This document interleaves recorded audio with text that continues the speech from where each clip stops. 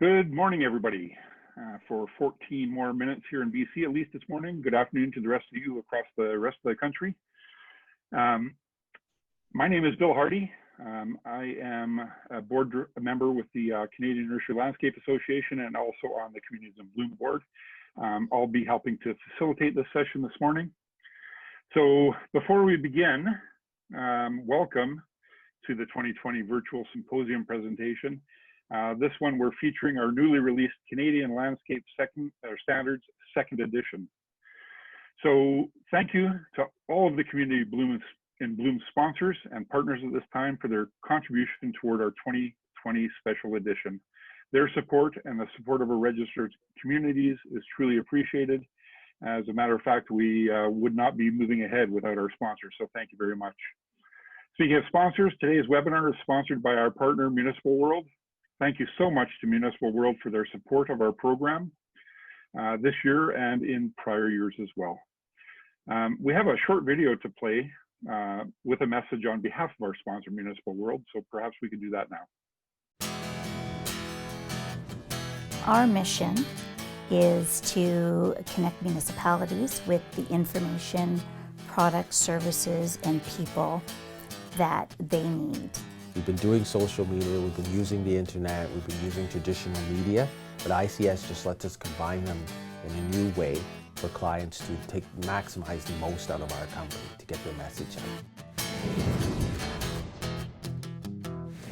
Whether it is digital, print, or social media, Municipal World is devoted to promoting effective municipal governments across all these channels. From the moment you walk in the doors here, the architecture, the design, the contemporary nature of the facility is such that you know they're current, you know they're with it. This isn't just something that's been able to hang on. This has been able to grow and thrive. Your reach and that you're specifically targeted to municipal leaders in Canada. And it's current and on top of the major issues. If anything, Municipal World is very understated in terms of their capabilities and their reach. A well-timed and well-written piece in Municipal World has more cachet than 5 minutes in front of council as a deputation or delegation, because it's a publication that they're reading and they know their peers are reading, or that your senior executives are reading.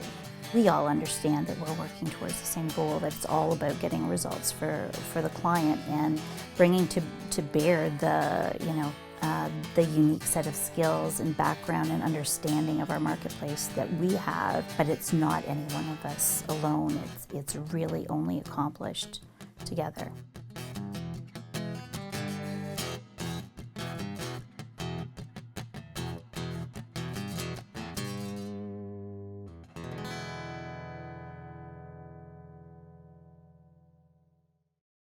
So thank you again to Municipal World. We really appreciate your ongoing support, certainly for the programs. Just a couple of little housekeeping things. If you have questions throughout the presentation, please feel free to ask your questions in the Q&A feature at the bottom of the screen. If you don't see it, you may have to just hover your mouse a little bit at the bottom of the Zoom screen to get it. You can ask questions as we go. You don't have to wait till the end. That way we can kind of queue them up and eliminate duplicates, et cetera, et cetera, et cetera. So please feel free to ask questions. Now I guess I'd like to introduce Leslie Cornell, the Canadian Nursery Landscape Association Landscape Canada Committee Chair. She's also president of Landscape Saskatchewan and the owner of Cornell Landscape Design and Landscaping, as well as a Complete Garden Center design, build, construction company. We're welcoming her to our webinar today.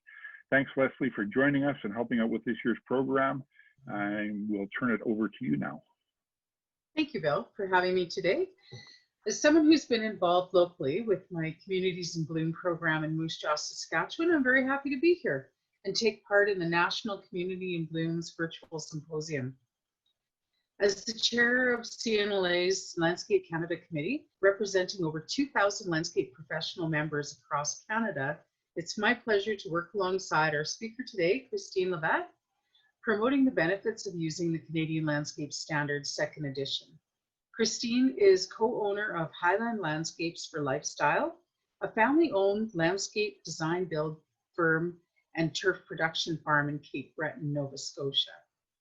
She came through our hurricane quite fine and just got a little rain, so that's fantastic. And now, Christine is also our past president of one of our past presidents for the Canadian Nursery Landscape Association. She is the past chair and current CNLA national representative on the Canadian Landscape Standard CSLA-CNLA Joint Committee and is the CNLA Government Relations co-chair. Christine's been involved with the production of the Canadian Landscape Standards since it first launched in 2016 and continues to work towards having a copy of the Canadian Landscape Standard on the desk of every municipality and landscape professional across the country. Christine will now share how this tool can be used for land developers, municipal parks and public works staff, landscape architects, and landscape designers. Welcome, Christine. Thank you, Leslie. Let me just do this. Get this up here, okay. Share. Okay, can everybody see that? Okay, good afternoon, everybody. Really glad to be able to have this opportunity to share the Canadian Landscape Standards Second Edition presentation. We were very excited to launch this edition. It has new content, more information, and I'm going to take you through our presentation. So this is the cover. This was the first thing we started with. It was a brand new cover. It was designed by an architect at the Canadian Society of Landscape Architects, and it features a more modern aesthetic. One of the major things we did with the second edition standard was to reformat it, change the font, and make it an easier to read, more friendlier user interface. So, who should use the Canadian Landscape Standard? This is a question we get asked often. You know, the short answer is everybody in the landscape profession. Landscape architects, certainly, landscape designers and certified landscape designers, landscape contractors, yes, nursery growers, retail garden centers, government procurement departments, municipal public works or parks and recreation departments, crew supervisors and forepersons, professors or instructors, and any of those individuals working in our allied trades. The Canadian Landscape Standard Second Edition would certainly be of use to everyone. So, the great power of the value chain. The Canadian Nursery Landscape Association represents the landscape horticulture industry. And that horticulture industry is the value chain is very broad and it's very deep. So we have landscape architects, landscape designers, and again, our certified landscape designers, arborists, planners, and engineers. We have landscape construction, landscape installation, design, build. We have landscape material suppliers, nursery growers, turf producers, softscape, hardscape specialties, landscape equipment dealers, the tools and all the accessories and suppliers that go with it. And then we have the plant health care, those individuals that look at landscape performance, arboriculture, landscape maintenance, integrated pest management, integrated vegetative management. So as you can see, our value chain is very, very, again, it's very wide, very broad, very deep.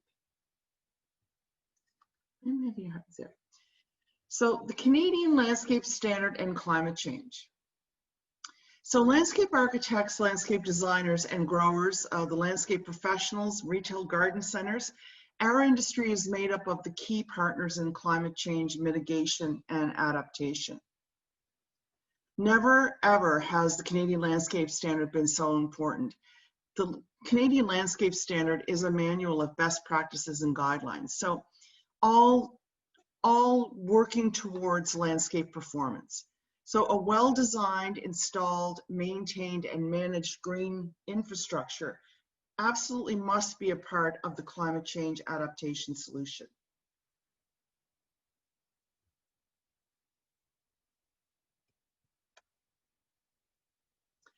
So we want to avoid landscape failures. And as you can see here, you see pavers being lifted, like likely frost damage as a result of water. We have turf that's not living. We have failing retaining walls, flooding, both in our urban centers, residential areas. We have failed green roofs, dying trees. So the Canadian Landscape Standards, again, best practices and guidelines which contain information to help landscape professionals build a better landscape, spec a better landscape, design a better landscape, and ensure landscape performance. So let's take a closer look at the Canadian Landscape Standard. So as an industry tool, the CLS sets the guidelines and best practices for major aspects of the landscape horticulture industry. So you should reference the Canadian Landscape Standard in your designs and your tender packages for qualified and comparable bids, and include the Canadian Landscape Standard logo in your plans and project documents. So for owner confidence, concise communication, and professional accountability. And a competitive advantage, if you include the Canadian Landscape Standard logo on all your marketing and promotional materials, you're setting the benchmark, that this is the benchmark from which you operate. So the Landscape Standard also references industry credentials. There is a section at the beginning that outlines all the industry credentials. So landscape architects, landscape horticulturist, journey person, the Red Seal trade, certified landscape horticulturist technician, certified landscape designer, certified landscape horticulturist manager, the ICP, which is the Interlocking Concrete Paver Institute, certified concrete paver installer, certified concrete paver specialists in residential, commercial, and of course permeable interlocking concrete paver, certified irrigation designers as certified by the Irrigation Association. So the Canadian Landscape Standard is actually embedded into relevant landscape sections. So far we have been successful in referencing the Canadian Landscape Standard in the Canadian National Master Construction Specifications, and out here on the East Coast in the Standard Specification for Municipal Services in basically Nova Scotia. And I know that there are other municipalities and cities across the country that are referencing the Canadian Landscape Standard, and Landscape Canada is working towards gathering a list of those who are actually specifying or referencing Canadian Landscape Standard. So we have the Landscape Standard referenced in the environmental procedures. These would be specifications that are pulled out of landscape architecture packages, or specifically Division 32. So environmental procedures, trees, shrubs, and ground cover, the protection of existing site elements, tree shrub protection, pruning, topsoil placement and grading, topsoil placement on vegetated roofs, preservation of water courses, sodding and seeding, which of course that's two different sets of specifications, hydraulic seeding, mechanical seeding, and interior planting so far. So the new content, sources and resources, so the changes basically from the Canadian Landscape Standard Edition 1 into Edition 2, the Interlocking Concrete Paver Institute Hardscape Standards. So one standard for all of North America. So you will see that in our section 13 Hardscape. Invasive species, a national voluntary code of conduct for the ornamental horticultural industry. Many of you may be aware that this was a joint effort at the government level with the Canadian Society of Landscape Architects to develop this national voluntary code, and you will find that as an appendix in the Landscape Standard. And the Ontario Landscape Tree Planting Guide, a new document that was produced out of Landscape Ontario, and that is also referenced in the Canadian Landscape Standard. Snow and ice operations, risk management and guidelines are referenced, and cold climate factors. We had brought on board landscape architects from the Northwest Territories to review and add to and edit the cold climate factors.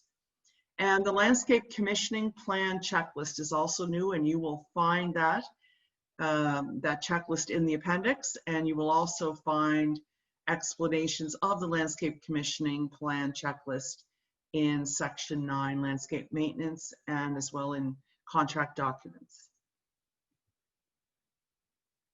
So the content of the second edition table of contents is the acknowledgement. We have new this year a climate change preface. Section 1, scope of the standard. We have contract administration, which was really well edited. Site preparation and protection, grading and drainage, growing medium, plants and planting, mulching, seeding and sodding. In edition number 1, seeding and sodding were separate sections, and we combined into one. Section 9, landscape maintenance, probably received one of the largest content changes and edits to bring it up to speed with what's required now for landscape performance. Irrigation systems, plant health care, integrated pest and vegetation management, another section that was very carefully vetted and edited. Hardscape, again with the ICPI references and their details. Landscape over structures, interior plantscape. In Appendix A, we have a table, the tables and figures list. In Appendix B is the landscape commissioning checklist. Appendix C is the Canadian Nursery Stock Standard. Appendix D is the National Voluntary Code for the Ornamental Horticultural Industry, and then we finish off with a glossary of terms and definitions. So let's get it out there and let's get it on the ground. And really that takes a collective on the ground effort across the country for both the Canadian Society of Landscape Architects membership, the Canadian Nursery Landscape Association membership, and all our allied trades and associations. So in practicality, we'd like landscape architects and designers and contractors to start making sure that the Canadian Landscape Standard is referenced in your specifications as a starting point. Use it as a technical reference, put it on your drawings, like let your clients know that this is the standard to which you are specifying. Retailers, our retailers are in a unique position to affect consumer choice in both product and best practices. So there's an absolute place for excerpts of the Canadian Landscape Standard or a copy on the counter in retail stores. You can refer to your counter copy of the Canadian Landscape Standard to show clients and products, and installation guidelines, and we can use the Canadian Landscape Standard to create how-to materials for clients and customers. So in order for the Canadian Landscape Standard to get broad use and uptake, we have to have it in, like, not only on the desks of as many landscape professionals as we can, but we have to have it in the sort of in the face of consumers. We have to have it at the point of sale areas where consumers are going to be able to even know that this country has a national landscape standard. So we'll jump into the member benefits. So new for the second edition was all the Canadian Nursery Landscape Association, provincial associations, and the members of the Canadian Society of Landscape Architecture will, they receive a free digital copy as a member benefit. And that includes the students, because it's very, very important for us to ensure that those that are up and coming and just getting into this industry and this profession are aware of the standard. It is available in English or in French, and the digital copies locked to editing and sharing, but it's certainly open for printing, and of course it's copyright protected. And the members can purchase the hard copy binder at a discounted price of $150 plus shipping. And the additions and revisions and amendments are issued to subscribers. So the subscription model is actually new, and it allows us to better manage revision of the content and keep everybody up to date. At one point, we thought we would wait 3 years and revise the whole standard at one time, but we've come to discover that it's just, we produce a better product if we revise it on an ongoing basis. So this subscription model allows us to keep every person that has a copy of it updated with the most current copy. So we have a testimonial. There's an architect in Fredericton, New Brunswick, and Daniel Glenn says, interpretation of drawings and technical specifications can be subject to divergent understanding. The Canadian Landscape Standard sets a universal bar in terms of minimal expectations and helps bridge any gap in communicating the intent. So our office has adopted the CLS as an integral component of our technical references for both construction detailing and as a valuable addition to the National Master Specification and Municipal Standards. And this is really what we need to see. We need those that are in control, you folks that are specifying and scoping projects and issuing tender packages to ensure that the Canadian Landscape Standard is referenced. So from BC roots to a national vision, this is sort of how this all came about. The BC Landscape Standard was actually in its 8th edition in 2012, when the Canadian Society of Landscape Architects and the Canadian Nursery Landscape Association approached both the BC SLA and the BC LLA to ask whether the BC Landscape Standard could serve as the basis for a national standard, because Canada did not have a national landscape standard. So that happened. Basically, we all got together, there was an MOU signed, and off we went. So to the many, many, many people who have since collaborated and participated in meetings and discussions, because it went on for a long time and it was a big piece of business. So to those who built this document into an excellent reference document that has formed the basis for our Canadian Landscape Standard, our industry owes you a debt of gratitude. And we have vowed to include this acknowledgement of its BC origins in every edition of the Canadian Landscape Standard. So really, when we're in a strange world, made even more strange by COVID, but with climate change and what is happening globally around the world, it's really the landscape horticulture industry's time as we position as key product and service providers in a world dealing with the real effects of climate change.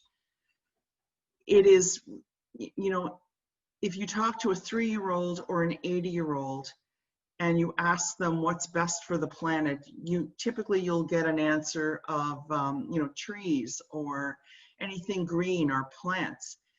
So we have that product and service, and we are in a unique and very pivotal position to be able to really affect landscape performance. And landscape performance is going to be the key, because as we say, a living, healthy plant is a working plant. And if the landscapes that we design and we build and we maintain do not perform, then really nobody has done their job. So thank you to all those who have contributed to the production of this valuable landscape industry tool. Use this collective effort, your national landscape standard, to make a difference. Now, if you're not a member, you can buy the Canadian Landscape Standard. You can just go directly through the Canadian Society of Landscape Architects webpage, and you'll link right through to the sales portal. And that's the non-member pricing right there. And of course, again, it's all subscription based. So that concludes the presentation. I'll stop sharing. Thank you very much, Christine. You're welcome. I think we've got some questions coming in. Okay. I'm just waiting for them to be typed in. However, I can start by asking a question. I think, given that our audience today is primarily municipality cities, I guess I'm a municipality. I want to use it. How does it work in practice? Does the LA set it on his specifications or his submissions? Does the city insist that the LAs use it? or designers or whoever, you know, is submitting projects to a city? Like, how does it actually work in practice? Well, there's a couple of ways, Bill. So you're absolutely right. So if a landscape architect who's sitting in a department in a municipality is scoping work, scoping a project, and they're using the National Master Specification, then the Canadian Landscape Standard is referenced in that specification. There are 11 specs that currently reference the Canadian Landscape Standard. So that's one way. So to make sure, so what that does is that also drives the contractors to purchase the landscape standard and have it on their desk. So they'll know that they have to reference it if it's referenced in a tender scope. The other way that I think the landscape architects should use it is to actually read it and pull out best practices in specific notes. Let's say they're scoping landscape maintenance, for example. Let's say this is strictly a landscape maintenance tender.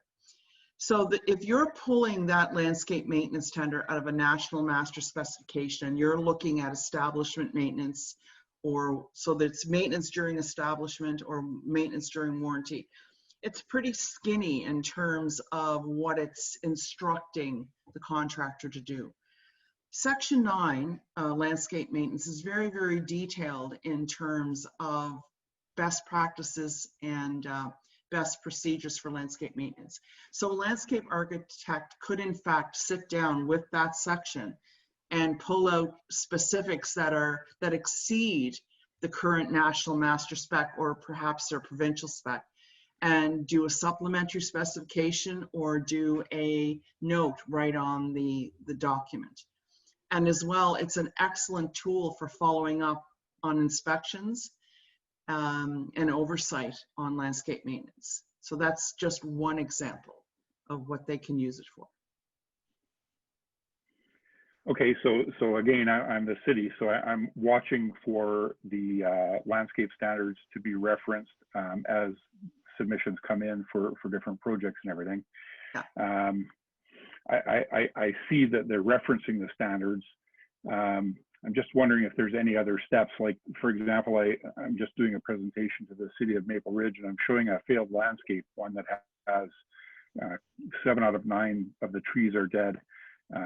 There's a bunch of issues, and I'm also showing just a recently completed project that looks absolutely fantastic. Lots of trees, lots of vegetation, bioswales, the whole 9 yards. But it's just down the road for me, so I drove by it every day, and I know that none of the standards were reached when it came to things like soil depths, where the trees were being planted, or even how the trees were being handled when they were planted. So you mentioned landscape inspection as being an important part of this process. Mm-hmm. That pretty much has to be ongoing, but I guess, and you can answer this maybe in more detail, but I guess having the fact that it should be installed according to the landscape standards protects the municipality if the landscape fails in the future because it wasn't planted according to the standards. Pretty much. So if that language is written correctly in the tender document, then that is the feet to the fire in terms of, you know, this is what you have to do in order to, you know, be paid. Like, let's not even talk about the success of the planting. Like, this is the basis from which you can do an inspection document. And that's where the landscape commissioning checklist bill would come in so very handy.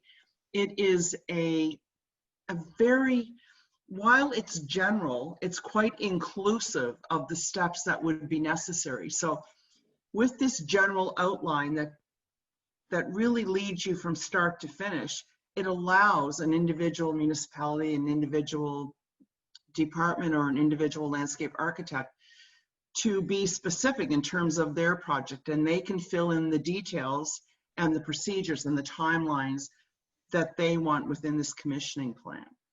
And actually, British Columbia does a great job in referencing the standards, and I know that not just anecdotally, but just from working on the committee with, on the Canadian Landscape Standards Committee. But there are so many ways, and I tell people that ask me, well, how can I best use the document? And the short answer, and it's hard to say this without sounding, you know, a little bit clippy, but you have to read it. Because like anything, I suppose, like a recipe book or like any set of guidelines or instructions, you read it and you pull out what's relevant to your situation. So tree planting is a great example. Turf installation is another great example. Again, I circle back to landscape maintenance because it's probably the biggest chasm, black hole of oversight in the entire industry, and that has to be fixed, which is why we spent so much time on Section 9 landscape maintenance. The standards haven't deviated too far on, again, the standard things like the tree plantings have been upgraded, the nursery stock standards there, the hardscape, everything is improved. But the drastic change has been in Section 9 landscape maintenance, and that's what I would recommend. If you're going to start somewhere to use this standard, start there. Now, if let's say you're not in the municipality, am I talking too much? No, go ahead. You're good. Let's say you're not a landscape architect sitting in a municipal office, and you are an individual. You have an individual private firm, or you're a landscape designer. You should be reading this document from start to finish. So between the scope through contract administration, right to the end, to the glossary of terms, it's so very important. It will give you a really good understanding of, again, the depth and breadth of the industry. There's language in there that landscape designers and landscape architects, can use. It covers everything from insurance to contractor qualifications. Again, administration of contracts, there are templates in there.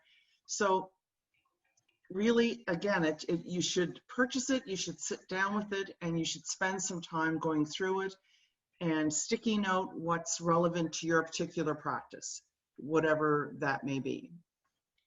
But I can't stress enough how subjective it is for private firms.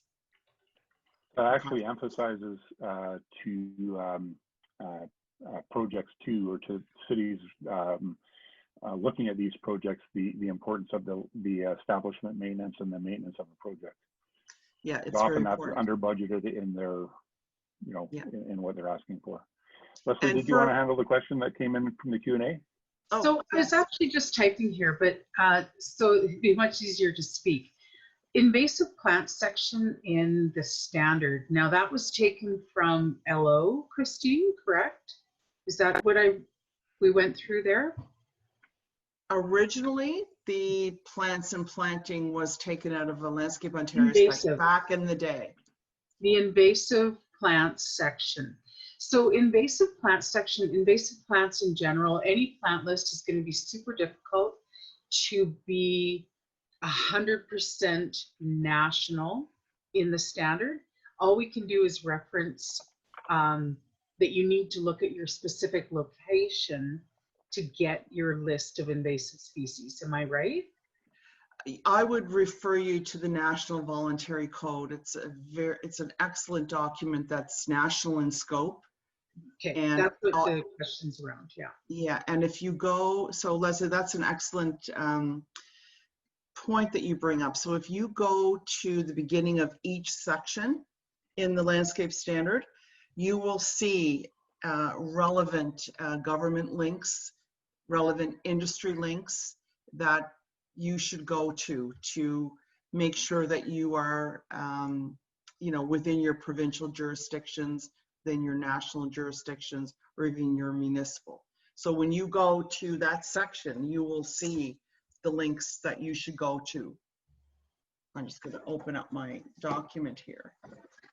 Yeah, that's That's pretty well what I was getting to, is that everywhere is going to be so specific. What Yeah. John is saying is that in Alberta, southern Alberta and central Alberta are going to have some different invasive species in their area. And Yeah. that's where you're going to get that from that provincial. Yeah, so in that particular section, Leslie, 11.1.2, you'll see related references, standards, and legislation. And he's absolutely right. It's absolutely, it's subjective.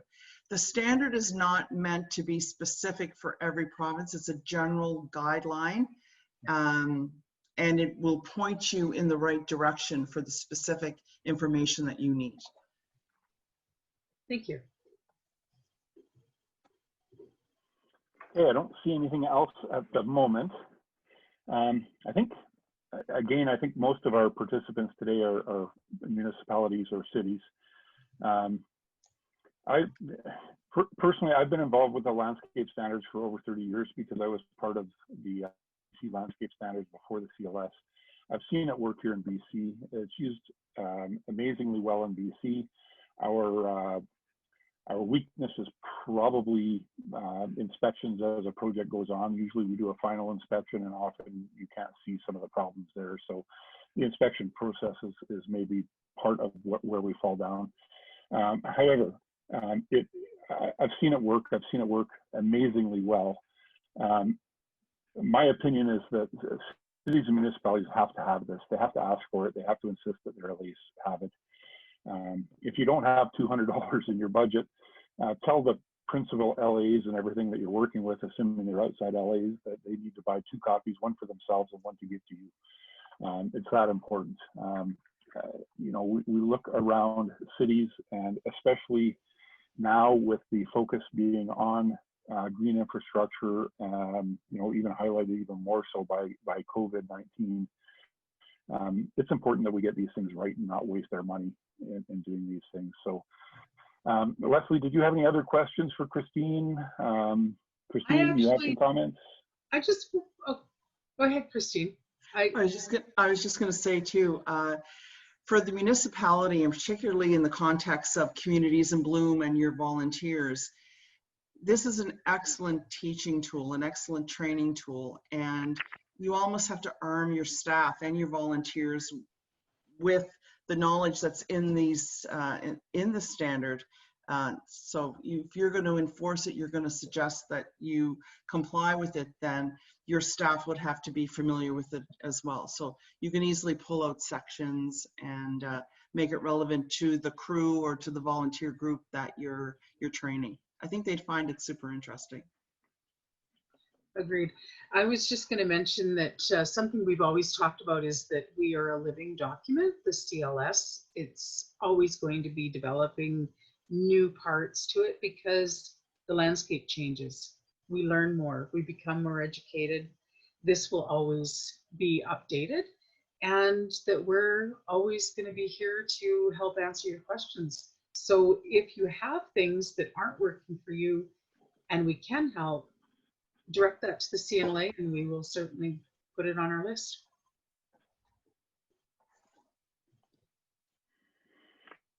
Okay, I think that has gone very well. Thank you so much, Christine, for your time and effort and everything that goes into this. Thanks, Leslie, for helping us out today. Thank you especially to Municipal World, who sponsored this webinar and, as mentioned earlier, has been an ongoing sponsor for CIB. So that we hope that our participants today will be joining in more of our virtual symposium sessions, hopefully about that all access pass. So you can join us next Wednesday and Thursday for the sessions that run then. We've got sessions running over the next 3 weeks. We have our final town hall session on Friday, October 9th. So hopefully you can stick with us, participate in as many as possible. I have discovered today that if you're wearing Apple earbuds, they don't last battery-wise through 3 webinars in a row. So I've been swapping them out here to do one at a time. But thanks so much. Thanks again, Christine, Letty. Thanks to all of you that joined us and stuck with us all the way through. I noticed we didn't lose anybody. The numbers are the same now as when we started, so perfect. If you have any questions, feel free to avoid or to forward them to the CNLA office or to CIB, or to, I don't know if Christine shared her email anywhere there, and she probably doesn't want to. No, I can. Okay, so we can get any questions answered. Again, I'll vouch for it as somebody that's worked with municipalities here in BC that have used it forever. It's a must-have. So I'll leave it at that, unless Leslie or Christine have any further comments. I just have one thing. Just to make sure everybody on the seminar knows that if you're a landscape architect and you're a member of the Canadian Society of Landscape Architects, you will get a free digital download. Like you just have to ask for it though. You have to go looking for it or use a link from the website. Yeah, there's a website link there, but you could just reach out to Michelle Legault at the Canadian Society of Landscape Architects, and she'll hook you up. Yeah. Terrific. Thank you, everybody. Have a great rest of the day, and hopefully we see some of the further symposiums in the coming weeks. Awesome. Okay. Thank you, everyone. Thanks.